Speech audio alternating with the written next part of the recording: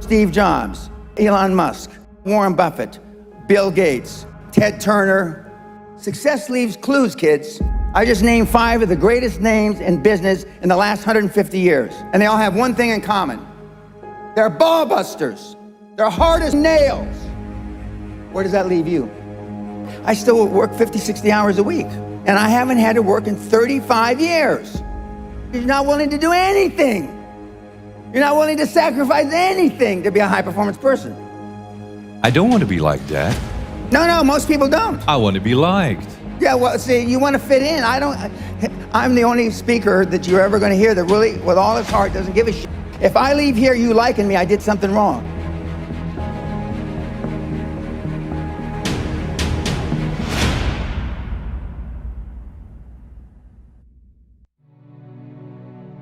If we would like to improve the quality of our lives, personally and professionally, what would be your advice?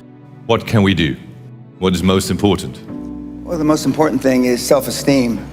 The people that we read about, the people that we admire, the Elon Musks, the Steve Jobs, the Warren Buffetts, etc., all have one thing in common. They have extremely high self-esteem. Of course, you've heard me say this before, self-esteem is built the first 7 or 8 years of life. And unfortunately, we're with our parents the first 7 or 8 years of life. Ergo, we don't have too much high self-esteem. But to build high self-esteem, and the way you build high self-esteem, if you're 25, 35, or 45, is to be around, surround yourself with other people that have high self-esteem. Show me your friends and I'll show you your future.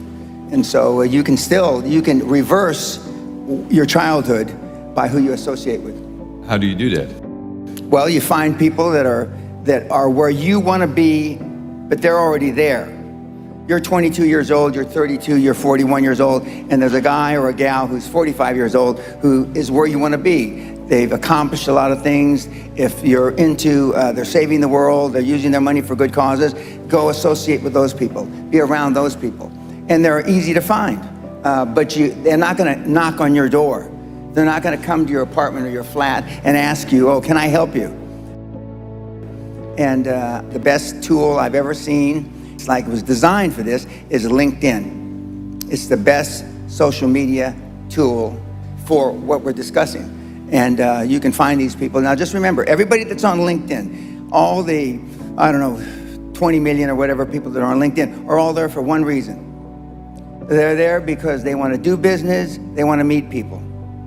Unlike some of the other social medias like Facebook or Twitter.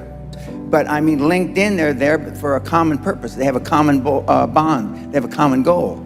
They want to expand their horizons, and it's a great tool. I had self-esteem. I didn't know till I got grown up and was an adult that everybody didn't have self-esteem. I didn't understand that.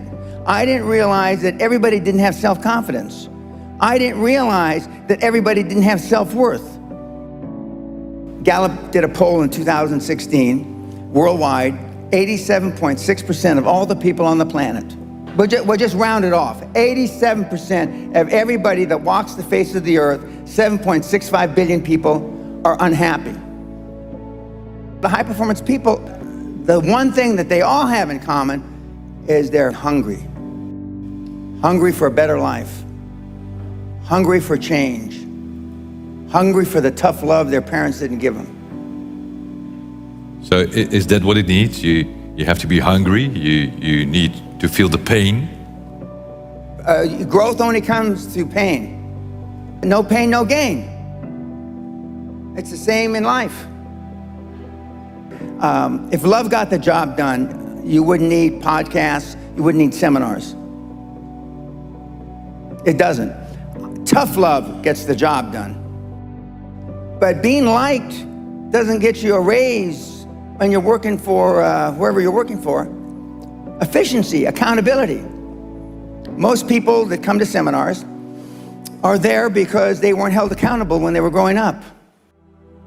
What is your definition of a high-performance person?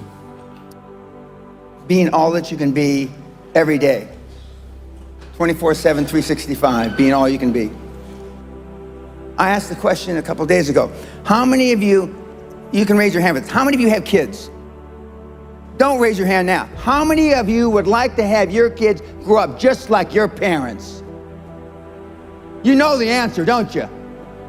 Close to zero. Because they were shitty role models. Now, I'm not going to ask the second question. How many of you would like your kids to grow up and be like you? But being a high-performance person is a full-time job. I'm like this when I wake up in the morning to brush my teeth. I'm like this when I brush my teeth before I go to sleep. I'm like this 24/7, 365, and I've been like this for the better part of 50 years. I'm always like this. I'm always pushing the edge of the envelope. But the sun is going to gobble up the earth in about between 7 and 11 billion years. Although I'm planning on living a long time, I'm not going to live quite that long. But I just work hard. I don't know any other thing than hard work. And hard work is out of favor now. It just is. But I'm a dying breed. I'm a Neanderthal. I understand that. I'm sad to say that because I know it's a sad commentary for the human race. Because you're not willing to make any sacrifices to be high performance. I still work 50, 60, I don't consider it work. I still work 50, 60 hours a week. And I haven't had to work in 35 years. So the bottom line, you're not willing to do anything. You're not willing to sacrifice anything to be a high performance person. It sounds strange in hindsight. I found making $450 million easy. Easy. And I wanted to do something more with my life. And so when I got into the financial coaching, I wanted to change the fabric of financial coaching, which I have. And I wanted to be known as and now that's what they call me, the greatest of all time. But this was just me flapping my mouth 25 years ago. Now I am the greatest of all time, vis-a-vis creating wealth through people like yourselves. And I wanted to leave that legacy. And I wanted people like, I'm from the barrio, I'm a real rough background, been in jail 5 times, did a lot of ugly things. But I'm glad it happened to me because I know what the other side, like some of you have never been kicked in the teeth. I know what it is to be kicked in the teeth and my teeth be on the pavement. I know what that feels like. I know the humiliation. Forget the pain, you get over the pain. I wanted the poor kids to understand that they had a methodology, there was a methodology used by one of them that was once poor and got in a lot of trouble. You can do it if you want to do it bad enough. The operative part of that little description is if you want it bad enough. Muhammad Ali, arguably one of the greatest fighters ever, he was talking shit since he's 14, 15 years old, I'm the greatest. Before he ever had a professional fight. My father said, if you've got something in your mind, it should come out of your lips. The squeaky wheel gets the grease. And you've been taught all your life not to ask. You've been trained, keep your head down, don't embarrass yourself, don't embarrass the family, don't say things that may not happen. And I do just the opposite.